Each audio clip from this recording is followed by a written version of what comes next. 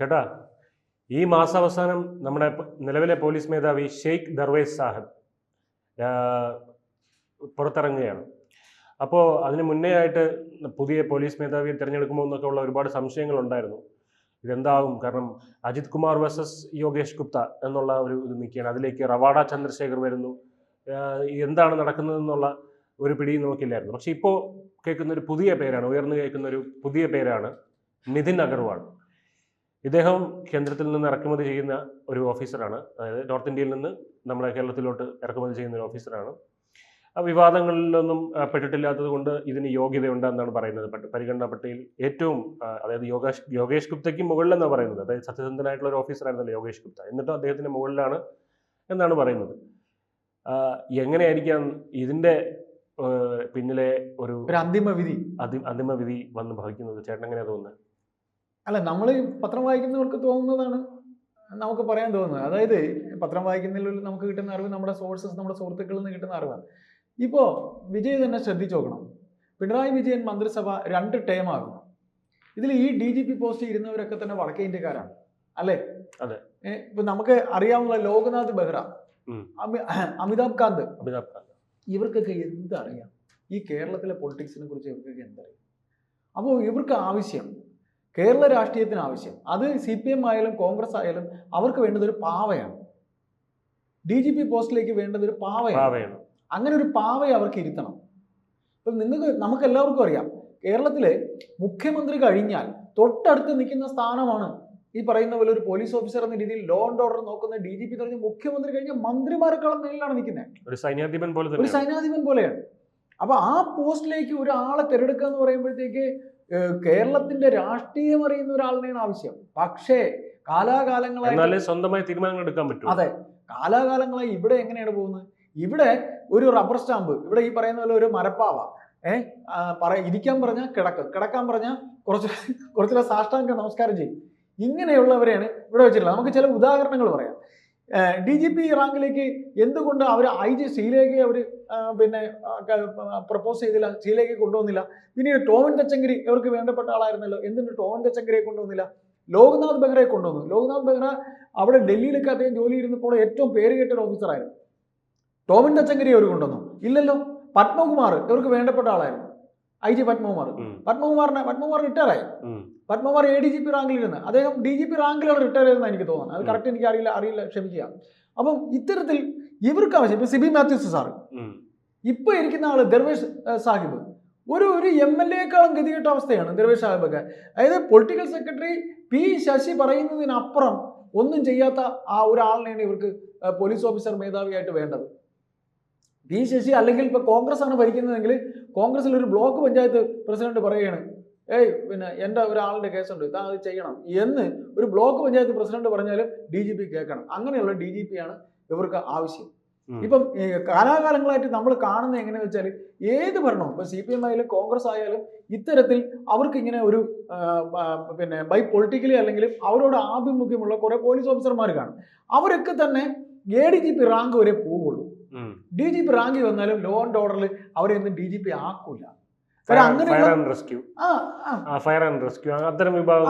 നമ്മളെ ക്യാമ്പ്, അങ്ങനെ പല സാധനങ്ങളുണ്ടല്ലോ, പല വേറെ ഡിപ്പാർട്ട്മെന്റുകളുണ്ട്. അപ്പം അങ്ങനെ നമ്മൾ നോക്കുമ്പോൾ ഒരു ഹിന്ദിക്കാരൻ എന്ന് പറയുമ്പോൾ ഹിന്ദിക്കാരൻ ഇവിടുത്തെ രാഷ്ട്രീയം എന്തെന്ന് അറിയില്ല.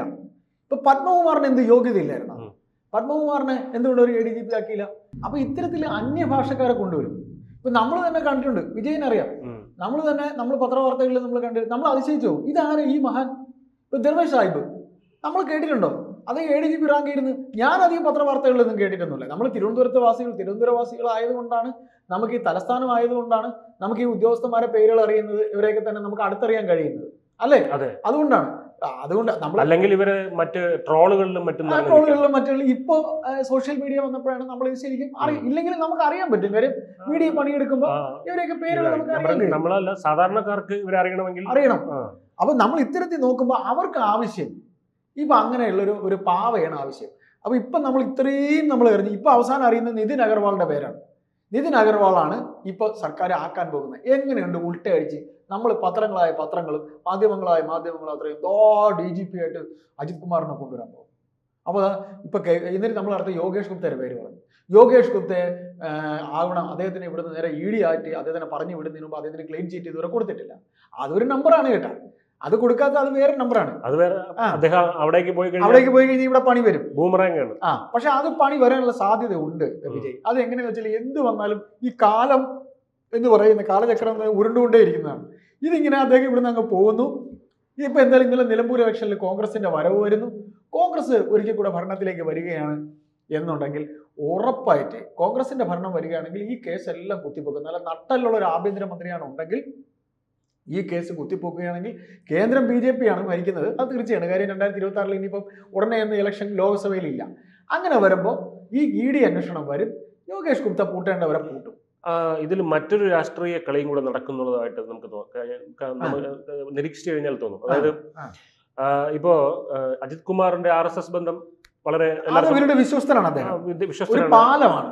അൻവർ ഇപ്പോഴും ആവർത്തിച്ചുകൊണ്ടിരിക്കുന്ന ഒരു കാര്യമുണ്ട്. അതായത് CPI RSS കോക്കസിനെ പറ്റി അത് എടുത്തു പറയുന്നുണ്ട്. ചില IAS IPS IFS ഉദ്യോഗസ്ഥരാണ് ഇതിന്റെ പിന്നിൽ എന്നുള്ളത്. അതിൽ നമുക്ക് ഒരുപാട് പേരുകൾ അതിനകത്ത് വരാൻ പറ്റും.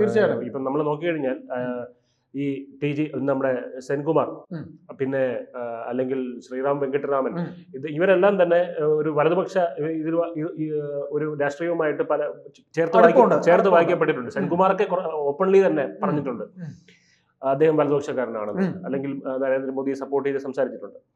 അപ്പോൾ നമ്മളിവിടെ മനസ്സിലാക്കേണ്ട ഒരു കാര്യം, യോഗേഷ് ഗുപ്ത എന്ന് പറയുന്നത് ക്ലീൻ ചിറ്റുള്ള ഒരു ഉദ്യോഗസ്ഥൻ മാത്രമല്ല, അദ്ദേഹം സർക്കാരിനെതിരെ നീങ്ങിയിട്ടുണ്ട്. സർക്കാരിനെതിരെ എന്ന് പറഞ്ഞാൽ അദ്ദേഹത്തിന് കൊടുത്ത കേസുകളിൽ അദ്ദേഹത്തിന് ചെയ്യേണ്ടി വന്നു. മനഃപൂർവ്വം സർക്കാർ, അതാണ് ഒരു പോലീസ് ഉദ്യോഗസ്ഥൻ ചെയ്യേണ്ടത്. അതിന്റെ ജോലിയുടെ ഭാഗം.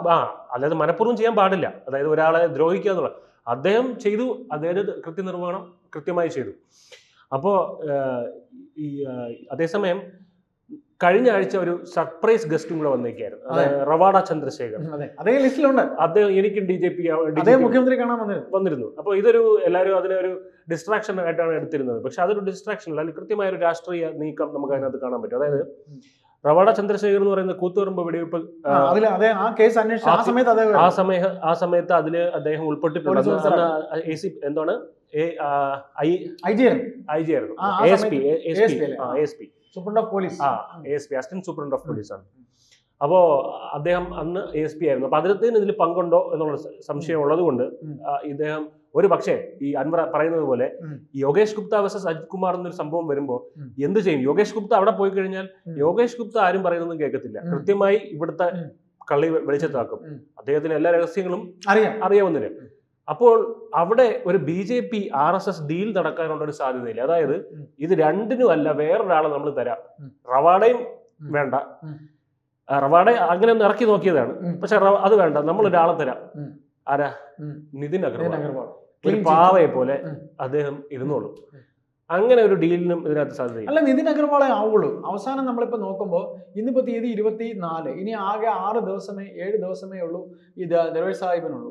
അപ്പോൾ ദർവേഷ് സാഹിബിനെ സംബന്ധിച്ച് ദർവേഷ് സാഹിബിനെ മാറ്റിയിട്ട് ഇനി നിതിൻ അഗർവാൾ എന്നൊരു പേര് തന്നെ വരാനേ സാധ്യതയുള്ളൂ. അങ്ങനെ ആകാനാണ് സാധ്യത. പിന്നെ ഒന്നുകൂടെ ഇതിൽ നമുക്ക് പറയേണ്ടി വരും, ഈ സർക്കാരിന്റെ വിശ്വസ്തരായിട്ട് കാലാകാലങ്ങളിൽ ഇങ്ങനെ ഓരോരുത്തരും, മനോജ് എബ്രഹാമിന്റെ പേരുണ്ട്, അജിത് കുമാറിന്റെ പേരുണ്ട്, ഇവരൊക്കെ മലയാളികളാണ്. നമ്മൾ നോക്കുമ്പോൾ ഉണ്ടല്ലോ, ഈ IG ശ്രീലേഖ ഉണ്ടായിരുന്നു കഴിഞ്ഞ ലിസ്റ്റിൽ, പത്മകുമാർ ഉണ്ടായിരുന്നു. പത്മകുമാറൊക്കെ ഈ സർക്കാരിന്റെ ഏറ്റവും വിശ്വസ്തനായിരുന്നു. അപ്പോൾ നമ്മൾ നോക്കുമ്പോഴല്ലോ ഇവരെങ്ങനെയെന്ന് അറിയാമോ, കാലാകാലങ്ങളിൽ ഇവരൊക്കെ ADGP റാങ്ക് വരെ ഇവരുടെ രാഷ്ട്രീയവുമായി അടുത്ത് നിർത്തും. ഇപ്പൊ VD സതീശൻ തന്നെ, ഇവർക്ക് വേണ്ടപ്പെട്ട പോലീസ് ഓഫീസർമാർ ഒരുപാടുണ്ട്. ഇവരിപ്പോൾ ഭരണത്തിൽ വരേണ്ടെന്ന് കാണുമ്പോൾ നൈസ് ക്വാളിറ്റിയിൽ അവരൊക്കെ തന്നെ അടുക്കാൻ തുടങ്ങും. ഈ ലൈറ്റ് കണ്ട് ഈയാൻ പാറ്റകൾ അടുക്കണ പോലെ ഭരണം കിട്ടുന്നു എന്ന് കാണുമ്പോൾ രസകരമായ കുറച്ച് കാര്യങ്ങളോട് ഞാൻ ഇതിൽ പറഞ്ഞുതരാം. അതായത് ഇപ്പം ഒരു തെരഞ്ഞെടുപ്പ് വരാൻ പോകണം. ഇപ്പം ഇവർ CPM ഭരണത്തിൽ വന്നു, ഇപ്പോൾ രണ്ടാമതൊരു ടീമായി, ഇപ്പം മൂന്നാമത് ഒരു നിയമസഭ തെരഞ്ഞെടുപ്പ് വരണമെങ്കിൽ ഈ മന്ത്രിമാരുടെ ഓഫീസിലൊക്കെ ഉണ്ടല്ലേ അലമാരകളുടെ മേശയുടെ താക്കോൽ വരെ ഇവർ പൂട്ടി താക്കോൽ സഹിതം കൊണ്ടുപോകും. അറിയാമോ? അങ്ങനെ അവരെ കൊണ്ടുപോകും. ഭരണം വീണ്ടും മാറി വരണമെങ്കിൽ ഈ പിന്നെ മേശരിയെ കൊണ്ടുവരും, ആശാരി മേശരിയെ കൊണ്ടുവന്നാണ് ഈ മേശ തുറക്കണത്. അത് കേട്ടിട്ടുണ്ടോ? തമാശ പോലെ കേട്ടിട്ടുണ്ട്. ആ മന്ത്രിമാരുടെ ഓഫീസിൽ ഇത് ഈ വിഷയവുമായി ബന്ധപ്പെട്ടുള്ള അല്ല എങ്കിലും ഞാൻ പറയുകയാണ്, കൊണ്ടുവന്നാണ് ഈ മേശ പൂട്ട് പൊട്ടിച്ചാണ് ആ മന്ത്രിമാരുടെ ഓഫീസിൽ പിന്നീട് പ്രവർത്തനം ആരംഭിക്കണം. അപ്പൊ ചുരുക്കത്തിൽ ഈ പറയുന്ന രീതിയിൽ ഇത് വിഷയം ഇതിൽ പെട്ടതല്ല എന്ന് ക്ഷമിക്കുക, അത് കയറി വന്നതാണ്. എങ്കിലും ഞാൻ പറയുകയാണ്, ഇങ്ങനെയൊക്കെയാണ് ചെയ്തുകൊണ്ടിരിക്കുന്നത്. അപ്പൊ ഇത്തരത്തിൽ ഒരു കാലം വരെ മാത്രമേ ഇവരെ കൂടെ നിർത്തുള്ളൂ. ഇപ്പൊ ADGP റാങ്കിലുള്ള പോലീസ് ഓഫീസർ പോലീസ് ഓഫീസറെ ഒരു കാലം വരെ മാത്രമേ ഇവർ കൂടെ നിർത്തുള്ളൂ. അത് കഴിഞ്ഞ് ADGP കഴിഞ്ഞ് DGP ആയി കഴിയുമ്പോൾ ഇപ്പൊ അവർ ആരെയെല്ലാം മാറ്റി നിർത്തിയിട്ടുണ്ടെന്ന് അറിയാമോ? വിജയൻ സാറിനെ മാറ്റി നിർത്തിയിട്ടുണ്ട്, മനോജ് എബ്രഹാം പിന്നെ അദ്ദേഹത്തിന് മാറ്റി നിർത്തിയിട്ടുണ്ട്, IG വിജയനെ മാറ്റിയിട്ടുണ്ട്, മനോജ് എബ്രഹാമിനെ മാറ്റിയിട്ടുണ്ട്, ഇപ്പൊ അജിത് കുമാറിനെ അവർ മാറ്റും. പത്മകുമാറിനെ മാറ്റിയിരുന്നു. എന്തുകൊണ്ട് ഇവർ തച്ചങ്കരിയെ ആക്കിയില്ല? തച്ചങ്കരി ഇവരുടെ ഏറ്റവും വേണ്ടപ്പെട്ട ആളായിരുന്നു. പത്മകുമാർ ഇവർക്ക് വേണ്ടപ്പെട്ട ആളായിരുന്നു. പിന്നെ ശ്രീലേഖ ഇവർക്ക് വേണ്ടപ്പെട്ട ആളായിരുന്നു. എന്നിട്ട് ഇവർ എന്തുകൊണ്ടാക്കിയില്ല? സന്ധ്യ ഇവർക്ക് വേണ്ടപ്പെട്ടായിരുന്നു. എന്നിട്ട് ഇവർ എന്തുകൊണ്ടാക്കില്ല? അപ്പോൾ അവർ ലോ ആൻഡ് ഓർഡറിൽ ADGP റാങ്കിൽ വരെ മാത്രമേ ഉള്ളൂ. അതായത് ഒരൊറ്റ ഉദാഹരണം പറഞ്ഞു കഴിഞ്ഞാൽ ചില കാര്യങ്ങളിൽ വേലി വരെ മതി, വേലിക്കപ്പുറം ഇങ്ങോട്ട് കയറണ്ട. ചില സൗഹൃദങ്ങൾ അങ്ങനെയാണ്, കേട്ടിട്ടില്ലേ? ചില സൗഹൃദങ്ങൾ ഒരു തീണ്ടപ്പാടകലേ നിർത്തുള്ളൂ, അതിനപ്പുറം നിർത്തില്ല. ആ സൗഹൃദം അവിടം വരെ മതി എന്ന് ഇതിൽ ആരെങ്കിലും ഒരാളങ്ങ് തീരുമാനിക്കുമെന്ന് പറയില്ലേ?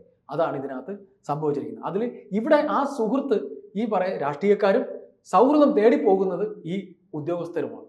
അതുകൊണ്ട് നമുക്ക് കാത്തിരിക്കാം. ഈ 6 പേരിൽ ദർവേഷ് സാഹിബ് മാറുമ്പോൾ ഇനി ഇത് ഈ 6 പേരിൽ നിതിൻ അഗർവാൾ എന്ന് നമ്മളെല്ലാം മൂക്കത്തൊരു വയ്ക്കുന്ന, അല്ലെങ്കിൽ നമ്മൾ ചോദിക്കും ഇദ്ദേഹം ആണ് അത് ആര്? നിതിൻ അഗർവാൾ. ഇന്ന സർവീസിൽ ബയോ വായിക്കുമ്പോൾ ഒരു ഹിന്ദിക്കാരനാണ് അവിടെ സർവീസിൽ ഇരുന്നാണ് എന്നൊക്കെ വായിക്കാം.